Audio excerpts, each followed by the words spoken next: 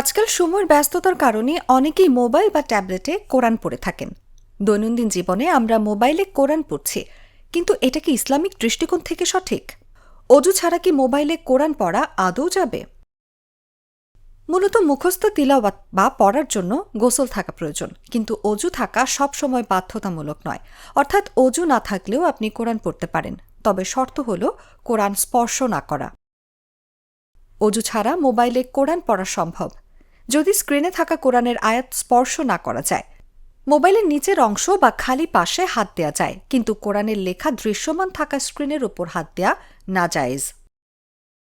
অনেকেই মনে করেন যদি স্ক্রিনে প্রোটেক্টর থাকে তাহলে স্পর্শ করায় সমস্যা নেই, কিন্তু বাস্তবে প্রোটেক্টর মূল স্ক্রিনের সাথে অবিচ্ছিন্নভাবে যুক্ত থাকায় হাত স্পর্শ করলেই লেখা স্পর্শ করার মতোই গণ্য হয়।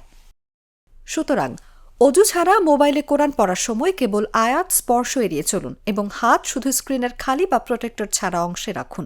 এটাই সবচেয়ে নিরাপদ ও শারীরিকভাবে সঠিক পদ্ধতি।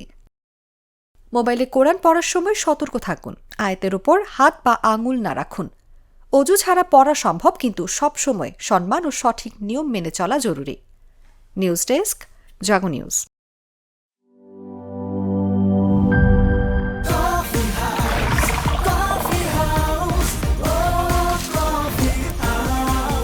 কফি হাউস, প্রতি চুমুকে আড্ডা জমে।